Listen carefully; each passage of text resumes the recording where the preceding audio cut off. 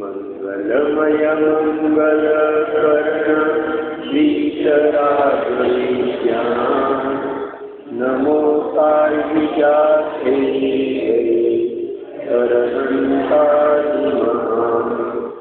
करिमंगल करियो महाग्रंथ कर्णकोका जाते मिले समाज सब पावे जगदरा पावे जगदरा।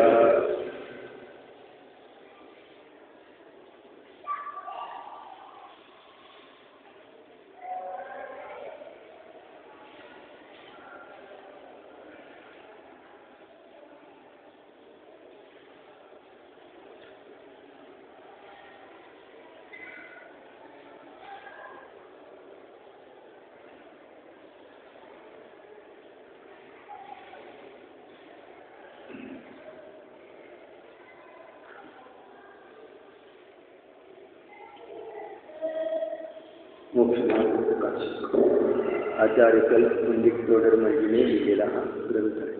5वा अधिकार विविध मत समीक्षा।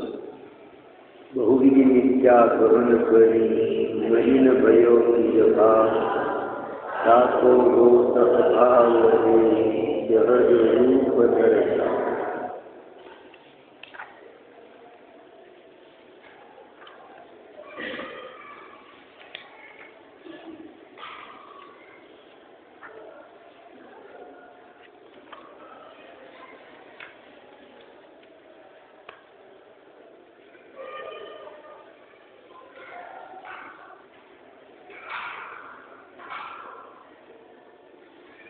या अच्छी रचना देखकर नंबर 165 विषयों का पोषण करते होंगे, परंतु अनंत की मूर्ति द्वारा सम्यक दृष्टि अपना विषय पोषण करे यह भी संभव नहीं, इसलिए वहाँ उनकी भक्ति आदि ही करते हैं, यही संभव है।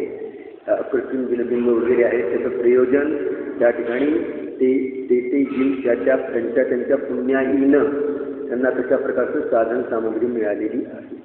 जी साधन सामग्री मिळते ज्या देवाला ती त्याच्या पुण्याईनं मिळते।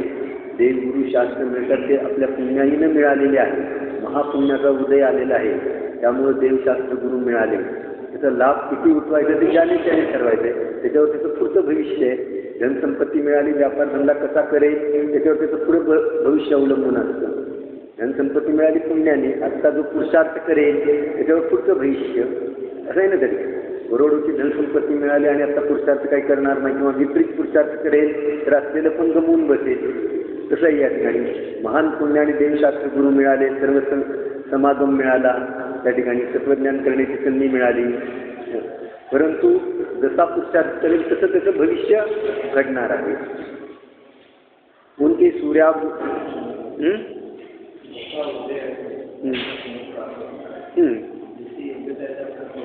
हां जसे परिणाम होतील त्याप्रमाणे हां बरोबर आहे, व्हेरी गुड। त्या ठिकाणी हां तसं आहे। त्या उदय असतात ते कर्मानुसारी असतात, त्याच्यामध्ये थोडा देखील फरक होत नाही।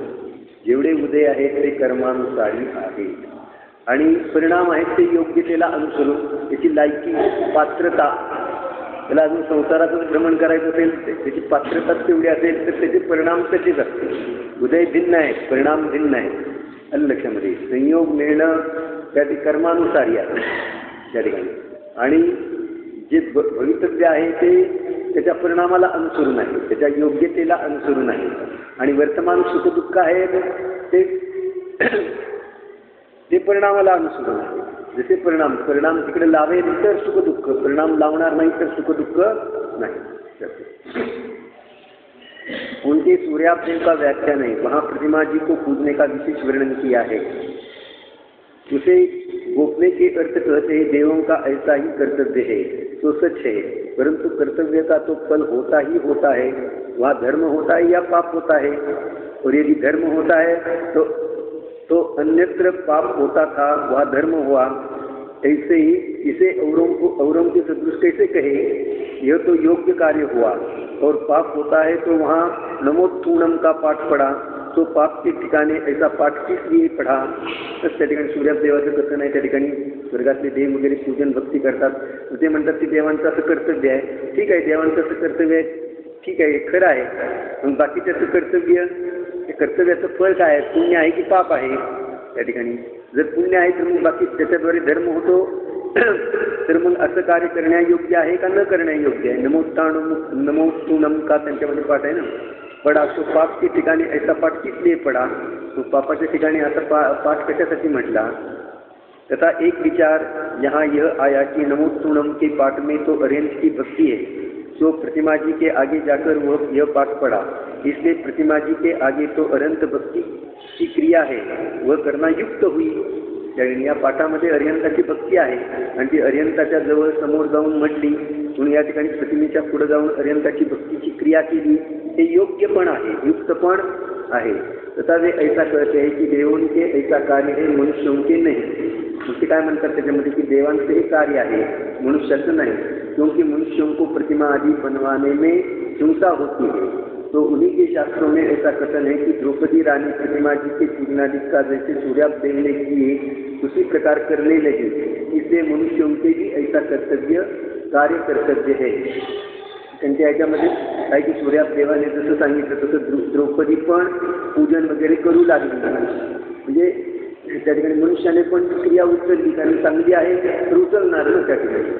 इसलिए मनुष्यों के भी ऐसा कार्य कर्तव्य है. मनुष्यांचं देखील असं कार्य आहे, ते कर्तव्य आहे. यहाँ यह एक विचार आया कि शौचालय प्रतिमा बनाने की प्रवृत्ति नहीं की, तो द्रौपदी ने किस प्रकार प्रतिमा का पूजन किया. जर या ठिकाणी शौचालय बनवण्यामध्ये, प्रतिमा बनवण्यामध्ये हिंसा होते, तर मग द्रौपदीनं कशा प्रकारे मंदिर बनविलं, प्रतिमेचं पूजन केलं. तसा प्रवृत्ति थी तो बनाने वाले धर्मात्मा थे या पापी थे. मग जर या ठिकाणी प्रवृत्ती होती तर मग मंदिर वगैरे बनवणारे, प्रतिमा बनवणारे धर्मात्मा होते की पापी होते. यदि धर्मात्मा थे तो गृहस्थों को ऐसा कार्य करना योग्य हुआ. आणि जर धर्मात्मा होते तर गृहस्थांना देखील असं कार्य करण्यायोग्य आहे. और पापी थे तो वहाँ भोगादिक का प्रयोजन तो था नहीं, इसलिए बनाया. आणि जर त्या ठिकाणी पापी होते तर भोगाधिकाचं तर त्या ठिकाणी प्रयोजन नव्हतं. कशासाठी प्रतिमा बनवली, काही भोगासाठी बनवली, कशासाठी मंदिर बनवलं, ते तर प्रयोजन नाही भोगाधिकाचं त्या ठिकाणी. मग कशासाठी बनवलं. तथा द्रौपदीने वहाँ नमोस्तुनम का पाठ किया, वो पूजा भी किया, तो कुतूहल किया या धर्म किया. हे कुतूहलाने केलं का धर्म केला. बघा, कुतूहलाने करेल तर पाप आहे त्या ठिकाणी. यदि कुतूहल किया तो महापापिनी हुई. धर्म में कुतूहल कैसा. त्या ठिकाणी धर्मामध्ये कुतूहल नसतं. लक्षात ठेवा, मंदिरामध्ये येऊन कुतूहल बघा काय करतात लोक, आपण जाऊन बघू तरी नुसतं कुतूहल नाही धर्मामध्ये. मग ते पापबंधाचं कार्य ठरेल. मंदिरमध्ये जायचं आहे ते कुतूहलाने जायचं नाही, तर त्या ठिकाणी जिनेंद्र भगवंतासारखं बनण्यासाठी, तत्वग्रहण करण्यासाठी, स्वपराचा विवेक प्रगट करण्यासाठी, आपल्या आत्माचं स्वरूप जाणण्याच्या निश्चयानेच मंदिरात, दुसरा हेतू घेऊनच जायचं नाही. कोण आलं, कोण गेलं, कोण काय म्हणताय, ते कुतूहल आहे ना, ते पापबंधाचं कार्य. लोकांना मंदिरात आल्यावरच जास्त कुतूहल होतं. कोण काय म्हणताय, कोण आलं होतं, कोण गेलं होतं, ते काय म्हणत होते. ज्यादा कुतूहल घरी तेच करतो, इथं तेच, मंदिरात येऊन पुन्हा पाप बनलं त्या ठिकाणी. काय काय ते म्हणत होते मग त्याच्यात हां सगळे लोक भेटत नाही. कुतूहलाने इथं सांगितलं नाही, कुतूहल ते क्रिया तो महापापिनी होईल. आणि कुतूहल त्या ठिकाणी एक जण थांबला बोलत की लगेच तिथं दोघी थांबल्याच लगेच. कुतूहल अधिक असतं, काय झालं काय झालं काय झालं त्या ठिकाणी. आणि समजा समजलं नाही आणि तसंच जर मंदिरात पुढं आलं तर मंदिरात देखील दर्शन करताना डोक्यामध्ये काय, ते कधी जाणे, ते काय म्हणत होते ते जाणण्याकडे लक्ष त्या ठिकाणी. कधी दर्शन करून गेल्यानंतर घरी गेल्यावर परत फोन लगेच काय काय म्हणत होते ते काय बेचैन अवस्था असते ना.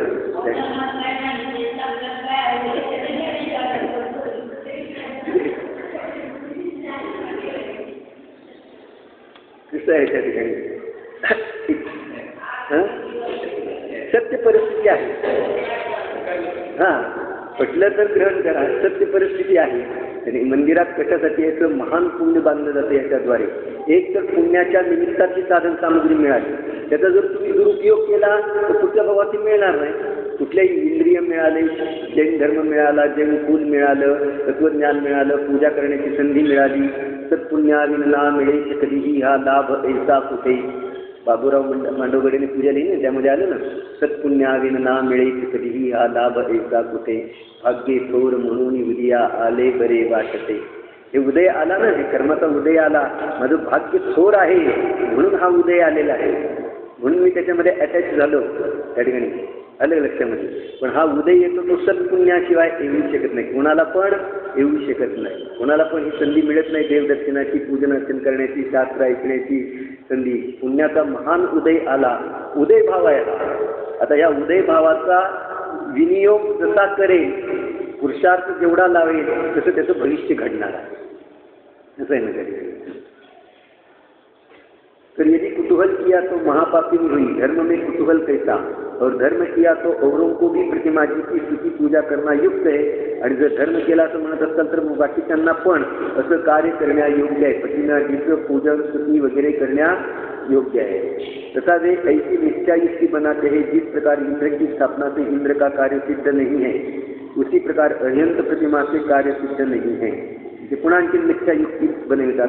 एक तर त्या ठिकाणी प्रतिमा बनवण्यामध्ये त्याच्यामध्ये तिथे स्वयंभू स्तोत्रामध्ये आला त्या ठिकाणी एक श्लोक, प्रतिमाजी बनवण्यामध्ये पूजन अर्चन करण्यामध्ये सावध्य आहे, परंतु अल्प आहे, पुण्य जास्त आहे. म्हणजे दृष्टी पण अशी पाहिजे. दुकानदारी वगैरे करण्यामध्ये आपण नफा मिळवण्याची दृष्टी ठेवतो, त्यामध्ये खर्च कमी आणि नफा जास्त मिळवेल तर त्याची दुकानदारी चालेल, आणि खर्च अधिक करेल आणि नफा कमी मिळवेल तर दिवाळी निघेल. तसं आहे या ठिकाणी पूजन अर्चन करत असताना, धर्म करत असताना व्यवहार धर्माची गोष्ट आहे त्या ठिकाणी. तर अधिक त्या ठिकाणी मिळकतीकडे लक्ष ठेवेल, त्या ठिकाणी निर्मळ परिणामाकडे लक्ष ठेवेल तर पुण्य अधिक मिळेल. आणि जर त्या ठिकाणी सावध्यच अधिक करेल त्या ठिकाणी तर पाप अधिक होईल आणि पुण्य अल्पच होईल, दिवाळी निघेल. सावध्य लेशम बहुपुण्य रास त्या ठिकाणी अल्पसं पाप आहे त्याच्यामध्ये, प्रतिमा बनवण्यामध्ये हे वगैरे, पण त्याच्याद्वारे त्याच्यापेक्षाही अधिक पुण्य आहे. कारण कित्येक दिवस नंतर तो त्याची पूजन अर्चन वगैरे करत बसतो, दिवसातला पुष्कळसा वेळ त्याच्यामध्ये घालवतो, चिंतन करतो, मनन करतो त्या ठिकाणी. अशा प्रकारे थोडंसं पाप आणि अधिक पुण्य कमाईचं ते साधन असं आहे त्या ठिकाणी. पण दृष्टी कशी पाहिजे, नाहीतर अधिक पाप करेल आणि अल्प पुण्य कमेल तर. म्हणून सगळ्या गोष्टींमध्ये विवेक पाहिजे. सर्व पदार्थ वगैरे पूजन अर्चन करताना पहिले आपले परिणाम सांभाळले पाहिजे. दुसरी गोष्ट जे अष्टद्रव्य वगैरे आहेत त्याच्यामध्ये विवेक असला पाहिजे. काल परवा पाहिलं ना, तिळगुळ ठेवले किती मुंग्या, हजारो मुंग्या त्या ठिकाणी. एवढेसे 4 तिळगुळ ठेवले तर त्या ठिकाणी किती मुंग्या द्यायला लागल्या. आणि मग येणारे जाणारे त्यांच्या पायाखाली ते तीन इंद्रिय जीव मरतात वगैरे. विवेक पाहिजे. आपण नेहमी भगवंता पुढं कोणतं द्रव्य चढवतो, कोणतं नाही, कशासाठी चढवतो याचा पण पत्ता नसतो. कशासाठी तांदूळ चढवायचे, कशासाठी जल चढवायचं, कशासाठी ते स्मरण झालं पाहिजे. जलचंदन, अक्षत वगैरे, पुष्प, चरू ही प्रत्येक वेळेला लक्षात आलं पाहिजे. जल का चढवायचं, जन्म जरा मरण नाहीसं करण्यासाठी हे भगवान मी जल घेऊन आलेलो आहे, माझे परिणाम निर्मळ होण्यासाठी. क्रोध कशाय मल विनाशनाय, चंदनम वगैरे अक्षयपद प्राप्तीसाठी हे स्मरण झालं पाहिजे ना. नाहीतर आपला अंडाष्ट चढवलं झाला मोकळा. श्रद्धापूर्वक त्याचं स्मरण, दोन्ही श्रद्धा आणि त्या द्रव्याचं फळ काय आहे त्याचं पण स्मरण होणं आवश्यक आहे की नाही. शांत चित्ताने थोडीशी पूजा करा, पण त्याचं स्मरण होणं आवश्यक आहे. श्रद्धा पण असणं आवश्यक आहे. श्रद्धेने एकदा का आपलं तोंड फिरवलं की त्या ठिकाणी मोक्षमार्ग सुरू होतो. सर्व गोष्टी फिरतात. एकदा का श्रद्धा जोपर्यंत उलटी आहे तोपर्यंत सगळं उलटं त्या ठिकाणी. श्रद्धा जिनेंद्र भगवानच मला सुखी बनवण्यामध्ये कारण होऊ शकतात. जिनेंद्र भगवंताने सांगितलेलं तत्वज्ञानच त्या ठिकाणी. बाकीचे सर्व आहे त्या ठिकाणी बाहेरचे लौकिक कार्य वगैरे त्या ठिकाणी विषय कशाचे भाव आहेत हे सर्व दुःखाचं कारण आहे. अशी श्रद्धा दृढ असली पाहिजे. तरी भले अजून बाहेरून सुटलेलं नाही, पण श्रद्धेनं मुख बदललं तर बाहेरचं सुटायला वेळ लागत नाही. श्रद्धा फिरली की थोड्या काळामध्ये आपण म्हणतो ना, ते सगळं आम्हाला कळतं आहे, घरदार हे दुःखाचं कारण आहे, विषय कशाचे भाव दुःखाचं कारण आहे, पण सुटत कसं नाही हा सगळ्याला प्रश्न असतो. आम्हाला माहीत आहे, हे सगळं माहीत आहे, पण सुटत कारण की श्रद्धा पलट थोड्याच काळामध्ये ते सुटून जाईल. आणि श्रद्धा पलटत नाही, कितीही काय करण्याचा प्रयत्न करेल, तुझी श्रद्धा उठणे याच्यात सुख आहे, ही जी श्रद्धा आहे ती पहिल्यांदा विचाराच्या द्वारे पलटते. धनसंपत्तीमध्ये सुख आहे, विषय कषायामध्ये सुख आहे, पद पदार्थामध्ये सुख आहे, ही श्रद्धा इतकी घट्ट पकडून बसलेला आहे. बाहेरून सगळं वाचतो ऐकतो वगैरे, पण श्रद्धा सृष्टी करायला 1000 वेळा विचार कर याच्यात सुख आहे का नाही.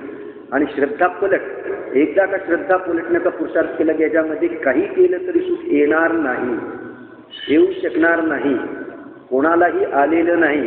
प्रत्यक्ष आपल्याला देखील एवढे आपलं आयुष्य जाऊन देखील आपल्याला सुख प्राप्त झालं नाही. हे प्रत्यक्ष विचार कर आतमध्ये उतरून, तर श्रद्धा पलटेल. अन्यथा श्रद्धा आणि श्रद्धा पलटल्याशिवाय काही काम होणार नाही. एकदा श्रद्धा पलटली तर हे सुटायला वेळ लागत नाही. थोड्याच काळामध्ये श्रद्धा पलटल्याबरोबर जो ते बाहेरच्या क्रिया देखील करेल, परंतु त्यामध्ये त्याला रुची असणार नाही. ज्ञानी जीवाला मग तो खरा ज्ञानी बनला. रुची नाही संसार नाही, त्याला संसारामध्ये रुची नाही, करतो आहे ना इलाज असतो, औदैहिक भाव आहे त्या ठिकाणी. तेवढं सामर्थ्य नाही त्या औदैहिक भावाला टाळण्याचं, पण तर त्याप्रमाणे होत आहे, परंतु त्याच्यामध्ये रुची नाही, त्याच्यामध्ये सुखबुद्धी नाही, बुद्धी नष्ट झालेली आहे त्या ठिकाणी. हे होण्यासाठी पहिले श्रद्धा पलटणं आवश्यक आहे. जैन धर्मामध्ये ही गोष्ट महत्त्वाची आहे. पहिले मिथ्या श्रद्धा सोड की ज्याच्यामध्ये सुख नाही, त्याच्यामध्ये तू सुख मानून बसलेला आहे. बाहेरून किती व्रत करतील, उपवास करतील, संयमाचं पालन करतील, दया करतील, दान देतील, परंतु तुझी श्रद्धा उलटी आहे ना. सुख कशात आहे? धनसंपत्तीमध्ये आहे ना त्या. आता पुष्कळ लोक म्हणायला लागले त्याचं नोटाकडे पाहत सुद्धा नाही मला, पण श्रद्धा पलटशिवाय नोटा बदलल्या म्हणून काय झालं ते? त्याच्यात सुख नाही, आधी पण नव्हतं, आत्ता पण नाही, आणि पुढं पण त्याच्याद्वारे सुख प्राप्त होणार नाही.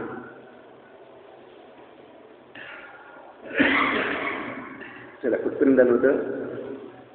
हां, तथा जे ऐसे मिथ्या युक्ती बनाते है, मिथ्या दृष्टी तो नाना प्रकारच्या युक्तीच बनवत राहतो, कारण त्याच्या श्रद्धेचं मुख बाहेर आहे, विपरीत आहे.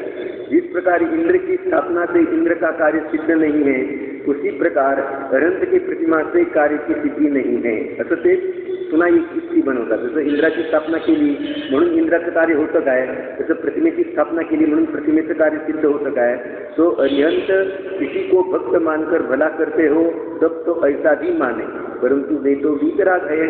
अरिहंत भगवान आहेत, ते कुठल्या कोणाला भक्त मानून त्याचं भलं करत असतील तर असं पण माना, परंतु असं तर नाही.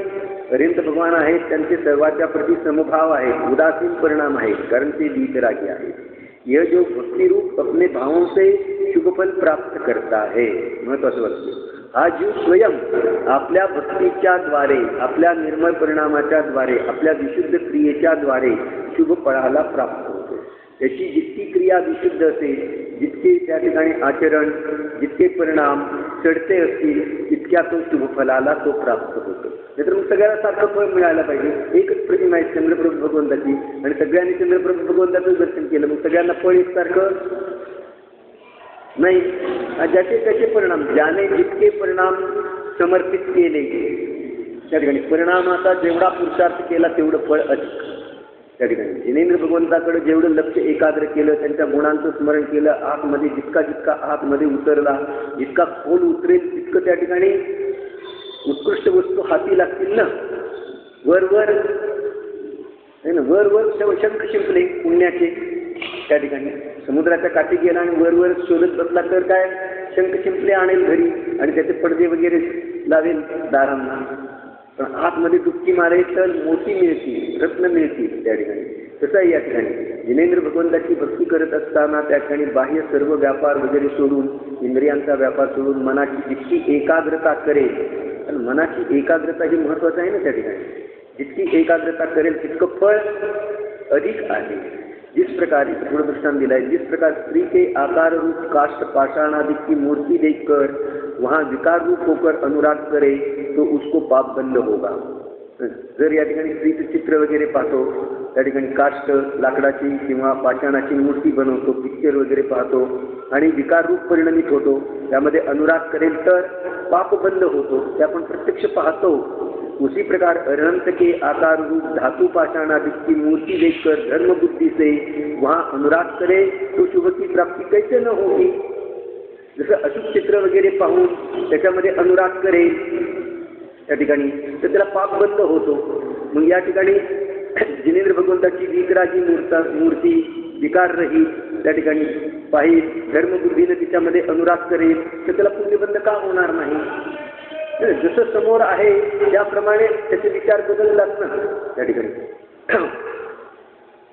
वहां वे कहते हैं बिना प्रतिमा ही हम अरहंत में अनुराग करके शुभ उत्पन्न करेंगे, तो उनसे कहते हैं आकार देखने से जैसा भाव होता है वैसा परोक्ष स्मरण करने से नहीं होता. ते म्हणतात आम्ही प्रतिमा पाहिल्याशिवाय स्मरणाच्या द्वारे चित्ताच्या द्वारे आम्ही त्या ठिकाणी शुभभाव उत्पन्न करू. तर या ठिकाणी आणखीन सांगितलं की आकार वगैरे पाहिल्यानंतर शब्द वगैरे ऐकल्यानंतर त्या ठिकाणी मन वचन आहे ना त्या ठिकाणी क्रिया तर परोक्ष जसे भाव होतात तसे परोक्ष स्मरणाने होत नाही. इससे लोक में भी स्त्री के अनुरागी स्त्री का चित्र बनाते हैं. म्हणून तर या ठिकाणी जे स्त्रीच्या प्रति अनुरागी आहेत ते स्त्रीचं चित्र बनवतात. इसलिए प्रतिमा के अवलंबन द्वारा भक्ति विशेष होने से विशेष शुभ की प्राप्ति होती है. आणि जर या ठिकाणी प्रतिमा वगैरे बनवेल गीतरागी मुद्रा, नग्न मुद्रा, राग रहित, विकार रहित त्या ठिकाणी अशा प्रकारे प्रतिमा बनवेल तर अशी प्रतिमा पाहून सहजच परिणामामध्ये निर्मळता येते, विशुद्धता प्राप्त होते, कशाय भाव मिटतात, विकार भाव मिटतात आणि असे भाव मिटले, तीव्र भाव मिटले तर पुण्याचा बंध पण सहज होतो, शुभ की प्राप्ति होती है. फिर कोई कहे प्रतिमा को देखो परंतु पूजनादिक करने का क्या प्रयोजन है. पुन्हा तो त्या ठिकाणी म्हणतो ठीक आहे तुम्ही प्रतिमा बघा पण पूजनादिक करण्याचं काय प्रयोजन. आणखीन आहे त्या ठिकाणी आणखीन त्यामध्ये जर मन लावलं, डोळे लावले त्या ठिकाणी आता वचन लावेल तर आणखीन भक्ती वगैरे करेल, शब्दाने उच्चारण वगैरे करेल तर अधिक अधिक त्या ठिकाणी त्या शब्दामध्ये अर्थ काय आहे तिकडे लक्ष लावेल तर अधिक अधिक उपयोग त्याच्यामध्ये एकाग्र होत जातो. उत्तर दिलं जैसे कोई किसी जीव का आकार बनाकर घात करे तो उसे उस जीव की हिंसा करने जैसा पाप होता है. हे प्रसिद्ध आहे जिनागमामध्ये. कोणी कोणा जीवाचा जर आकार बनवेल आणि त्याचा घात करेल तर हिंसेचं पाप लागतं. पिठाचा कोंबडा बनवला, आईने त्याला सांगितलं होतं तरी सुद्धा की हे पापच आहे. आवाज आला ना त्यातून त्या ठिकाणी कोंबड्यातून यशोधर चरित्र म्हणजे पाप बंद आहे. आकार बनवून आम्ही काय कोणाला मारला, आकार बनवला, पुतळा केला त्या ठिकाणी आणि तो अग्नीमध्ये स्वाहा केला त्या ठिकाणी. काय पुतळा केला म्हणजे काय हे जिवंत वस्तू दुसरी या ठिकाणी मी नष्ट करतो आहे त्या ठिकाणी त्याच्याद्वारे आमच्या घरातलं कोणीही मरू नये. काय आहे मिथ्यात्व आहे. घरातले जे सगळे जगत आहेत ते कोणामुळे जगत आहेत त्याच्या आयुमुळे जगत आहेत. हा तसंच ते आहे ना त्या ठिकाणी. ते पुतळा कशासाठी ठेवायचा ते बनवून त्या ठिकाणी गवताचे पुतळे बनवायचे आहे त्या ठिकाणी म्हणजे दिलं ना आकार वगैरे करे जीव का आकार म्हणजे त्या ठिकाणी तसा आकाराचा बनवायचा आणि कशासाठी हे ठेवतो आहे तर हे घे आणि आमच्यातलं या ठिकाणी वाचू दे असं काय ना तिथं उच्चारण.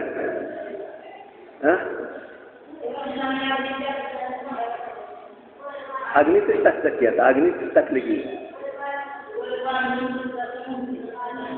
आता आपण प्रत्यक्ष क्रिया बघितली ना श्रीरामस्मती अम्मांच्या वेळेला आणि मग प्रत्यक्ष क्रिया बघितली की झाडाला बांधून ठेवलं काय केलं त्या ठिकाणी माहित नाही. इथं श्रीरामस्मती अम्मांच्या वेळेला तर त्या ठिकाणी अग्नीमध्ये बाकी त्यांना काय माहित आहे त्या ठिकाणी. बरं आधी त्याची मिथ्या मान्यता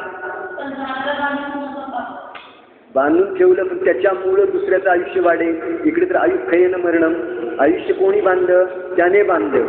दुसऱ्याने बांधलं असलं तू त्याचं कमी करू शकशील तू वाढवू शकशील. हे कोण वाढवू शकणार कोण कमी करू शकणार. मोठ्यांदा तिथं ओरडून सांगायचं त्या ठिकाणी अशा प्रकारे. मोठ्यानं हळू सांगितलं तर त्याला ऐकू येत नाही का. अशी कोण व्यक्ती आहे की त्याला मोठ्यांदाच सांगितल्यावर कळतं. असं सांगितलं नाही विधी त्याच्यामध्ये मोठ्यांदा ओरडून सांगायचं 3 वेळेला. मला विधी माहीत नाही.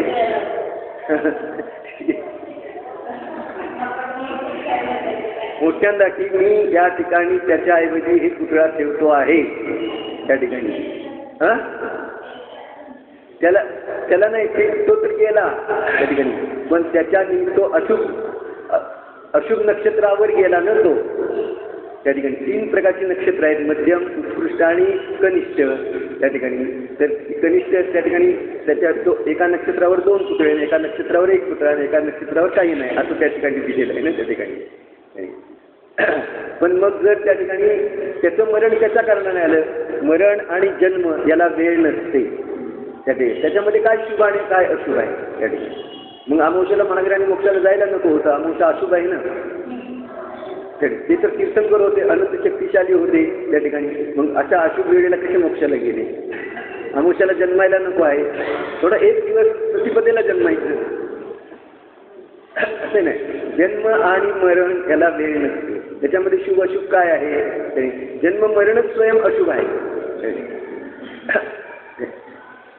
तर या ठिकाणी जे परिणाम केले, पहिलं मिथ्या, याच्यामुळं हे हो, त्याच्यामुळं ते हो, मुळं आलं ना. कोणी कोणाला सुखी करू शकत नाही, कोणी कोणाला दुःखी करू शकत नाही. याच्यामुळे मी सुखी हो, याला दुःखी करून मी सुखी हो, असं नाही आहे जैन धर्मामध्ये. दुसऱ्याला दुःखी करून मी सुखी, त्याचे प्राण घेऊन मी जगो, हे तर महातीव्र परिणाम आहे. तीव्र परिणामाशिवाय सुद्धा होत नाही. दुसरा मरो आणि मी जगो, दुसऱ्याला दुःख हो आणि मला सुख प्राप्त हो, असे परिणाम तीव्र परिणामाशिवाय होत नाही. ते निर्गतीचे परिणाम आहेत त्या ठिकाणी, आले लक्षात. आणि त्याच्यामध्ये मिथ्या भाव आहे, असं होऊच शकत नाही.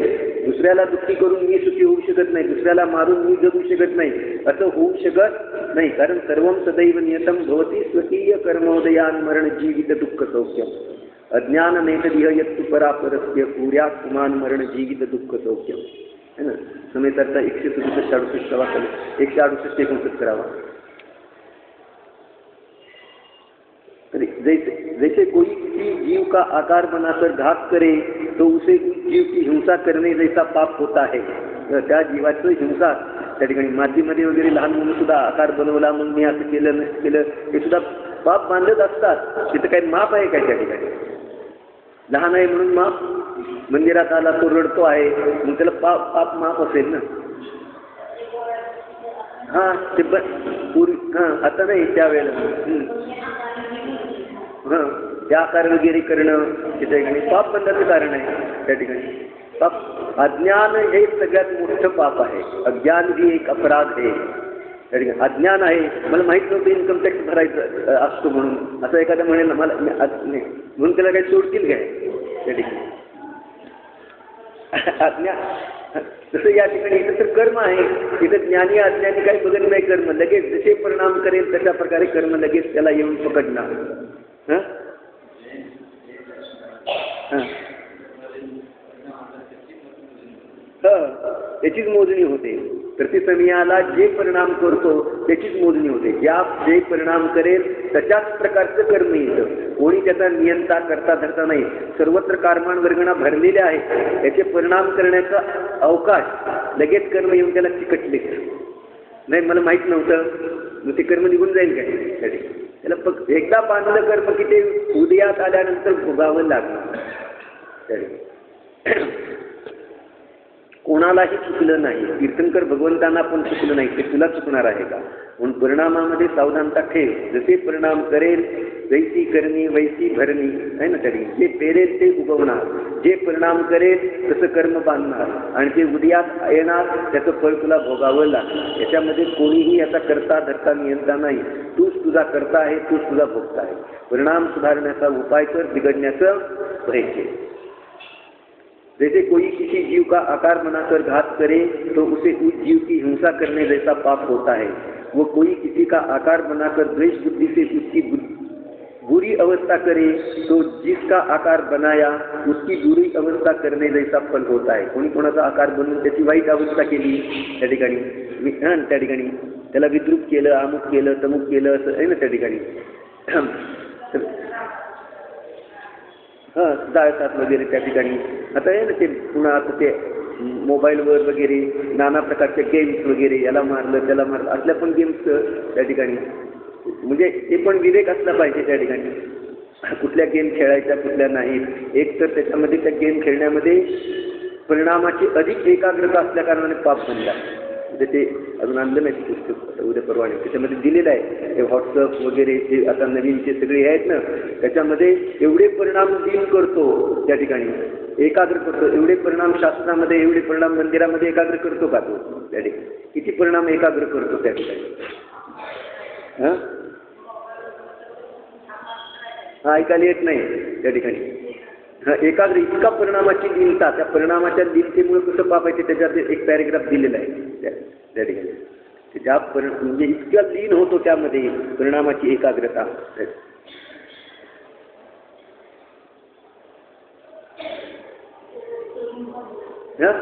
कर्मच बांधलं जातं. तिथे काय असं आहे का त्या ठिकाणी? मी मोबाईलकडे बाजू कुठं पाप करतो त्या ठिकाणी? परिणामामुळे कर्मच बांधतो त्या ठिकाणी.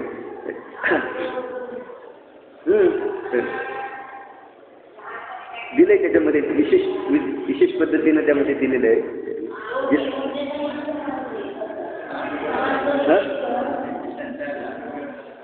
हां लहानपणी केलं तर काय? मग आता सांगितलं ना, अज्ञान अवस्थेमध्ये केलं, अज्ञान हेच पाप आहे. लहानपणी केलं म्हणजे काय माप नाही. मला माहीत नव्हतं त्या ठिकाणी, मला माहीत नव्हतं की त्याचा हात तोडला तर मला तुरुंगात जावं लागेल असं सांगितलं तर पोलीस काय त्याला सोडून देतील? त्याला मारलं, त्याचा खून केला तर मला माहीत नव्हतं फाशीची शिक्षा असते त्या ठिकाणी असं सांगितलं तर असं नाही त्या ठिकाणी. ती तानसेनची एक गोष्ट होती ना आम्हाला शाळेत असताना हिंदीमधून एक त्या ठिकाणी, अज्ञान भी एक अपराध आहे त्या ठिकाणी. तानसेन होता खेड्यात राहणारा होता आणि आग्र्यामध्ये असा नियम निघाला, आग्र्याला बादशहाने असा नियम केला होता की या नगरीमध्ये तानसेनशिवाय कोणीही संगीत वाजवायचं नाही. आणि हा बैजू बावरा होता तो त्या ठिकाणी खेड्यात राहणारा होता. ते आपली त्यांची सगळी ते 7-8 जण वाजत आले आग्र्यामध्ये, त्यांनी संगीत वाजवलं त्या ठिकाणी आणि मग त्या ठिकाणी त्याला हजर केलं बादशाह पुढं. मला माहीत नव्हतं म्हणाला. त्या ठिकाणी न्यायाधीशांनी न्याय दिला, अज्ञान ही एक अपराध आहे त्या ठिकाणी. अज्ञान पण बोधपर कसा आहे ना, मला माहीत नव्हतं म्हटलं तर रात्री भोजन केल्याने पाप लागते, माहीत नव्हतं म्हणजे त्याला काय माफ होईल का? अज्ञान आहे तोच अपराध आहे त्या ठिकाणी.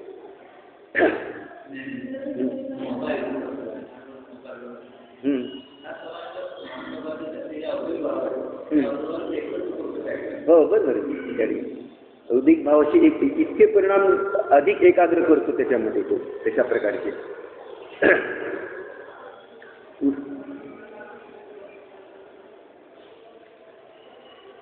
जर एखाद्याचा आकार बनवून द्वेष बुद्धीनं उसकी बुरी अवस्था करे तो जिसका आकार बनाया उसकी बुरी अवस्था करने जैसा फल होता है. उसी प्रकार अरंत का आकार बनाकर धर्मानुराग बुद्धि से पूजनादिक करे तो अरंत के पूजनादिक से पूजनादिक करने जैसा शुभ भाव उत्पन्न होता है.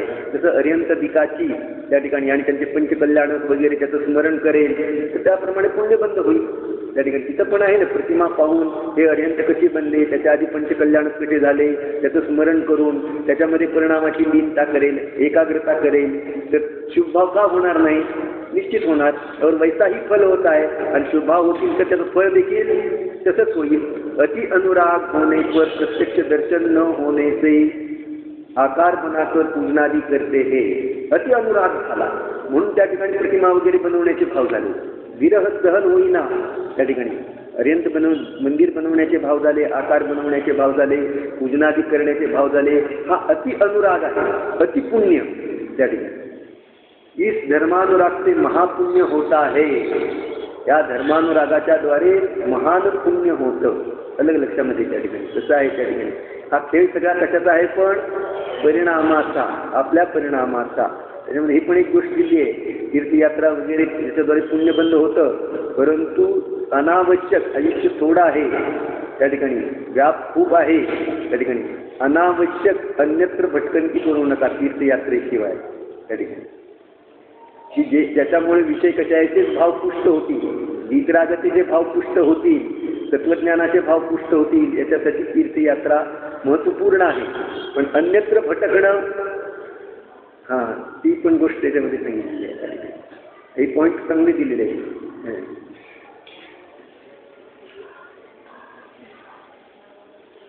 तथा ऐसा कुतर्क करते हैं कि जिसके जिस वस्तु का त्याग हो उसके आगे उस वस्तु का रखना हत्य करना है, इसलिए चंदनादि द्वारा अरहंत की पूजना करना युक्त नहीं है. पुन्हा मग प्रश्न केला की ज्याला ज्याचा त्याग आहे, जो त्याचं सेवन करत नाही, त्याच्या पुढे त्या वस्तू ठेवणं म्हणजे हत्या केल्यासारखं आहे. भगवान काही खात नाहीत, त्यांच्या पुढे नैवेद्य ठेवायचा. भगवान काही घेत नाहीत, त्यांच्या पुढे पाणी तांदूळ वगैरे ठेवायचं त्या ठिकाणी. असं त्या ठिकाणी भगवंतांना चंदनाची वगैरे आवश्यकता नाही, त्यांच्या पुढे चंदन वगैरे ठेवायचं, हे हत्या करण्यासारखं आहे असं प्रश्न करता. तर्क कुतर्क आहे ते त्या ठिकाणी. कशासाठी ठेवायचं हे त्याला माहीत नाही. आणि लक्षात त्याचं उत्तर आहे की आपण पुढे आपण ओम